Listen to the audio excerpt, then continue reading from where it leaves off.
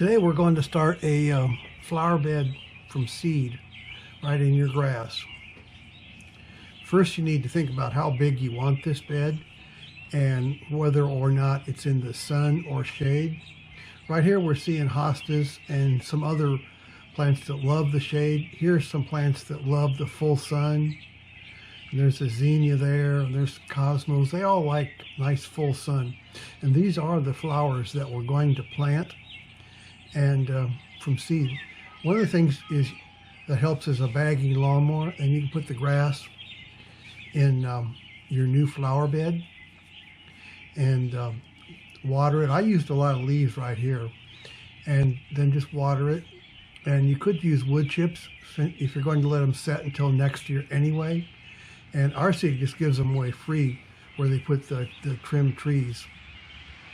And so start your flower bed, and then next summer put grass clippings on all summer long, and then next summer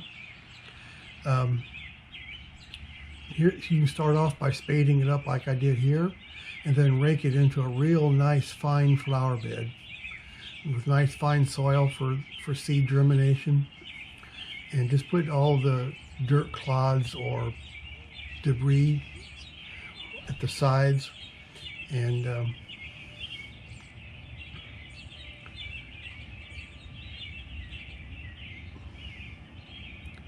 if you start your flower bed the summer before, you give it a nice chance to die during the summer by covering the grass. And this will make a nice flower bed right here.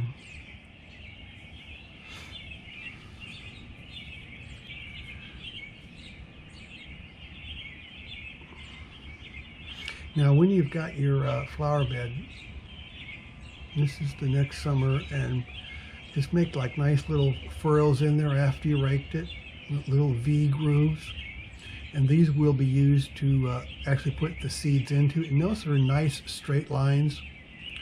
And once the flowers start growing, it doesn't show that they're all in nice straight lines. You'll see that. So yeah, just make nice little V grooves with your garden hoe. And then tear off the top of the seed package. And if you tap it on your hand a few times, all the seeds go to the bottom. And then just tear off the top. And I sprinkle it in. I put a whole package in each groove if you want. I've never worried about having too many in there, and I don't thin them out either like they say you're supposed to. And here's some of the seeds that are starting to germinate and grow already. And I put the seed package on each little stake, and here I'm hoeing out in between the rows to keep the weeds from taking over. And if you put them in nice straight rows, there's no problem of telling what is the flowers you planted and weeds that might just grow in there.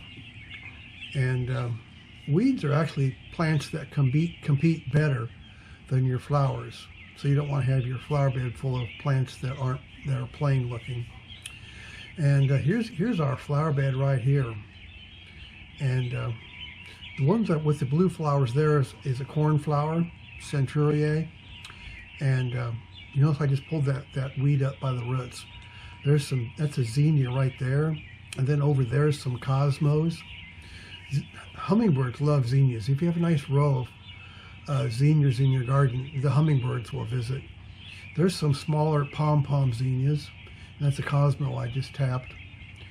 And this is a marigold here. Planting marigolds next to your tomatoes will root out some of the pests that bother tomatoes.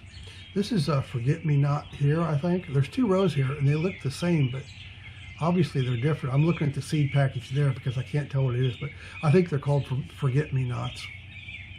I think the other row says verbena, but they all look like forget-me-nots to me. So I think the one row just fell over into two. Those little yellow flowers there are calendula. It must be a small one, so I think they're usually bigger than that, but I'm pretty sure that's calendula. And over here in the wooden flower box is some nasturtiums. Those are snapdragons right there. Here's some more snapdragons. And if you plant your nasturtiums next to your cucumbers, it helps them. And that's called companion planting, when you put two different plants together. See, I pulled it up by the roots, but it's a morning glory, so you can leave the morning glory there. Just pull the roots up, and then I'll keep it from growing in your flower bed. Morning glories have nice flowers, but if you let them grow, they'll just cover your flower bed. So I pull them up. And they volunteered from somewhere. That's a marigold there. I like marigolds. They have a nice smell. And those round flowers there are nasturtiums. They're easy to grow, and sometimes they even reseed themselves. And that's the marigold there. Nice big flower on it. Those are moonflowers, and I started those from seed inside. And I'll make another video about how to start seeds. Just keep watching for that one. Moonflowers have big, huge white flowers that smell so good. And they're a vining plant. They're a relative of morning glories. That's a lamb's quarter. That's a weed you want to just get rid of. I don't keep them.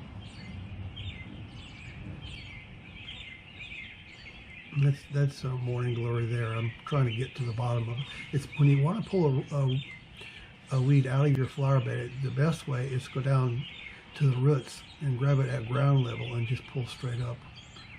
Sometimes you can't find it though, so I'm just pulling out here because it's been allowed to grow all over the place.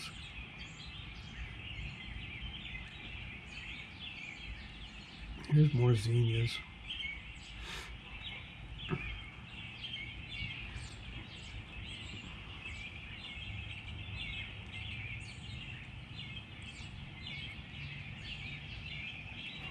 You see what a really nice flower bed this is and how little trouble it was. You just start the summer before and cover your area that you're going to use for your flower bed with grass clippings from your lawnmower. And you can even make an edging around your flower bed by mowing around with the lawnmower, and then just dumping your bag from your bagging lawnmower. And once your flowers get kind of tall, you can push the mulch down around the roots, and all that organic material really helps your flower bed and keeps the soil nice and moist. And soil with a lot of organic material in it is really good. The organic material holds moisture in the soil, keeps it from drying out. And if you keep gardening in the same soil without putting organic material back in, then it just turns to like a nice powder and blows away. This is morning or moonflowers there.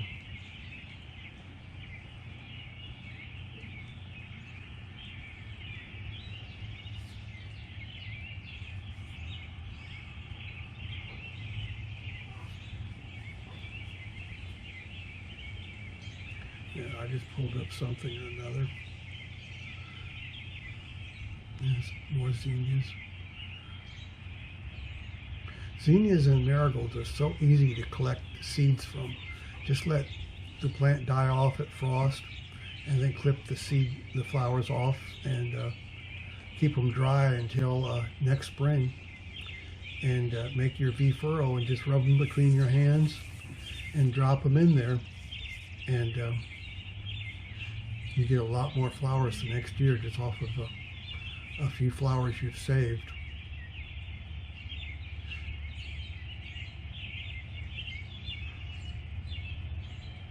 We love watching all the hummingbirds that come to visit our zinnias.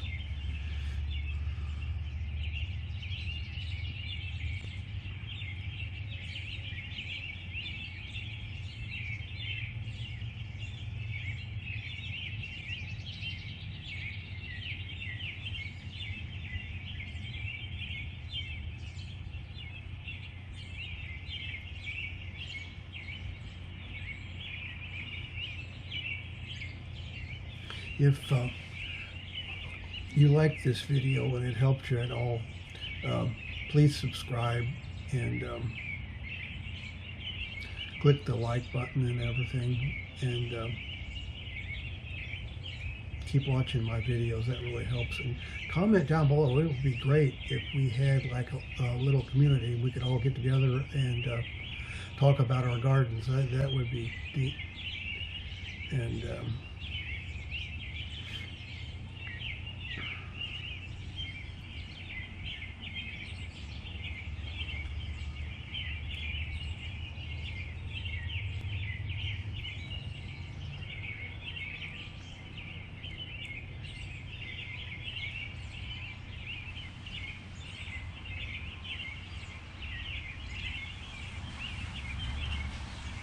I don't know what weed that is I pulled up. Let's do the damn morning glory.